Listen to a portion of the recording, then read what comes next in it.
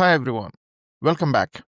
I'm Surya, and in today's video, we will focus on relative clauses and how they can make your sentences more interesting and informative.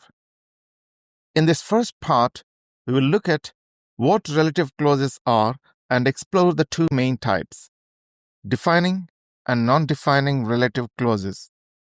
By the end of this lesson, you will understand how each type works and how to use them naturally in your writing. And don't forget, there is a second video where we will practice identifying and using these clauses in context. So be sure to watch part 2 right after this one. So let's begin with the basic question. What exactly is a clause? A clause is a group of words that has a subject and a verb. For example, she's reading a book. This is a simple clause because it has a subject, she, and a verb, is reading. Every complete sentence in English needs at least one clause. That's what gives it structure and meaning. Now that we know what a clause is, let's look at the two main types. There are two types of clauses in English: independent and dependent clauses. An independent clause can stand alone because it expresses a complete thought. For example, I like music, or we will go for a walk. Both sentences make complete sense on their own.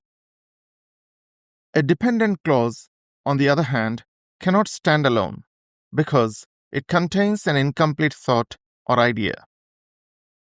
It depends on an independent clause to complete its meaning. It's also called a subordinate clause. For example, I like music because it is relaxing. Or we'll go for a walk when the movie ends. The parts because it is relaxing and when the movie ends are dependent clauses. They don't make complete sense without the first part of the sentence.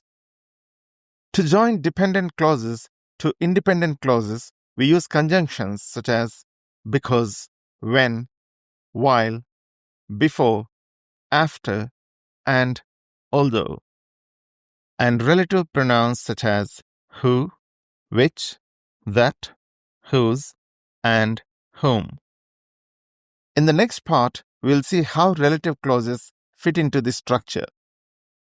Now let's look at what a relative clause is.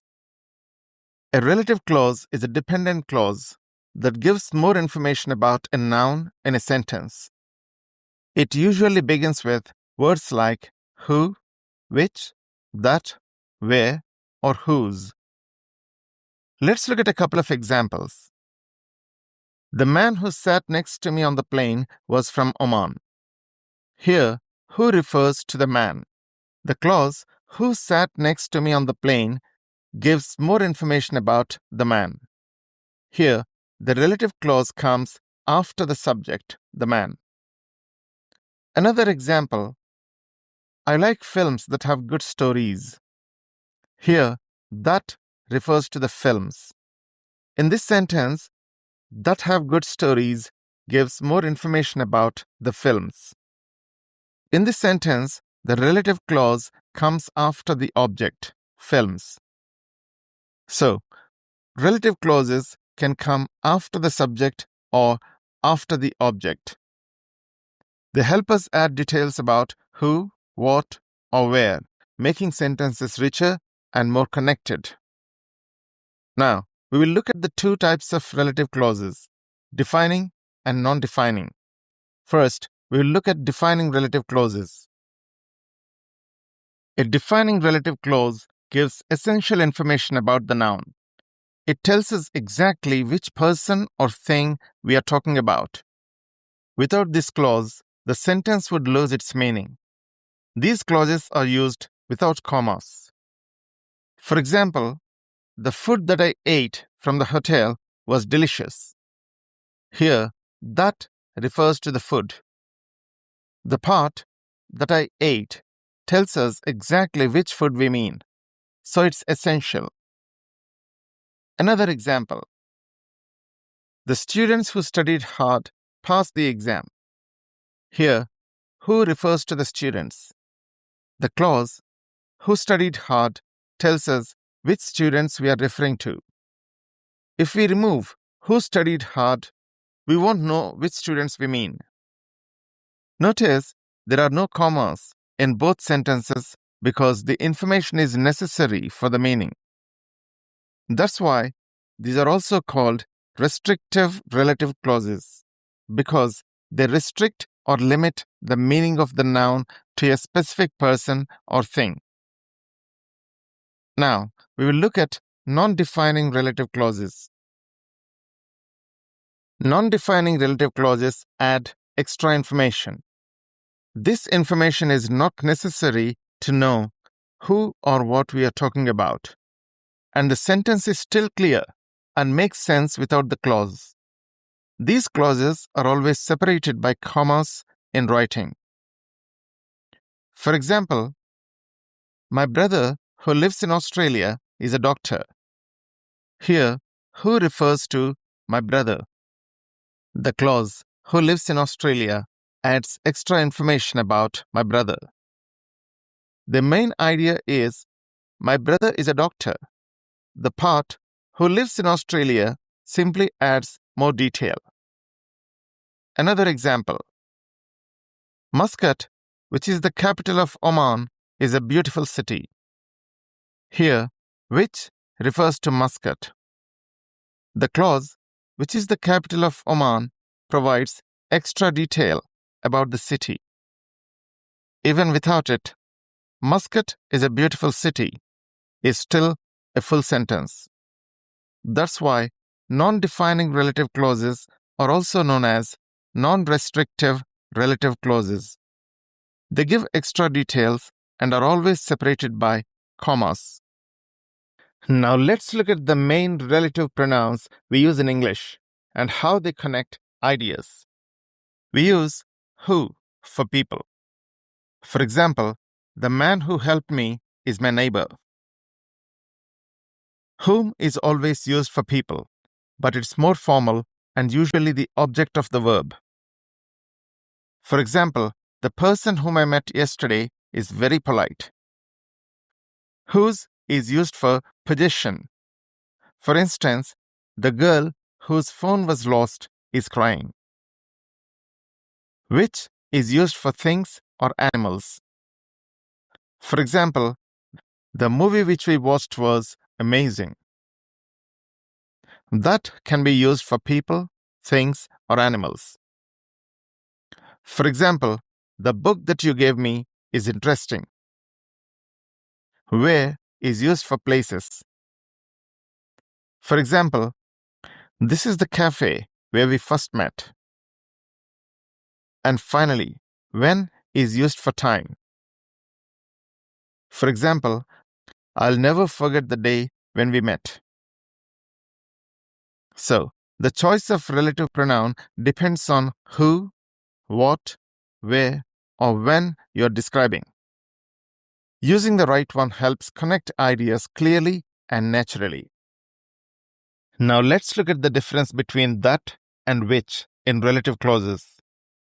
Many learners get confused between that and which, but the difference is actually simple. The choice depends on whether the information is essential or extra to the meaning of the sentence. We use that in defining or restrictive clauses, when the information is necessary to identify the noun. For example, the car that is parked in front of my house belongs to my neighbor. The clause that is parked in front of my house tells us which car we are talking about. Without it, the meaning isn't clear. We use which in non-defining or non-restrictive clauses, when the information is additional. For example, my neighbor's car, which is parked in front of my house, is the latest model. The clause, which is parked in front of my house, simply adds more detail. The main sentence, my neighbor's car is the latest model, still makes sense without the dependent clause. Notice that is used for essential information and never takes commas, while which is used for extra information and always takes commas. Next, let's look at the difference between who and whom. Who refers to the subject of the verb, the person doing the action. It is used to replace the subject pronoun. Whom refers to the object of the verb or preposition, the person receiving the action. It is used to replace the object pronoun. Let's learn about who and whom in a simple way. We can find the right word by thinking of the answer to a question. Look at this sentence. The man who called you is my friend. How do you know when to use who? Let's find the part with who. Ask a question. Who called you? The answer is, he called me. Here, he is a subject pronoun like I, you, she, we, and they. We use these pronouns for the person doing the action. So the rule is, if the answer is a subject pronoun such as I, you, he, she, we, or they, you should use who. Now let's look at another sentence. The man whom you called is my friend. How do we know when to use whom? Let's find the part with whom. Ask a question. You called whom? A simpler way to ask is, you called who? The answer is, you called him. Him is an object pronoun like me, you, her, us, and them. We use these pronouns for the person receiving the action. So the rule is, if the answer is an object pronoun, you should use whom. In everyday English, especially in speaking, many people use who instead of whom. For example, you can say, who did you speak to? And that's fine in informal situations. But it's good to know the difference, especially for formal or written English. That brings us to the end of part 1, Understanding Relative Clauses.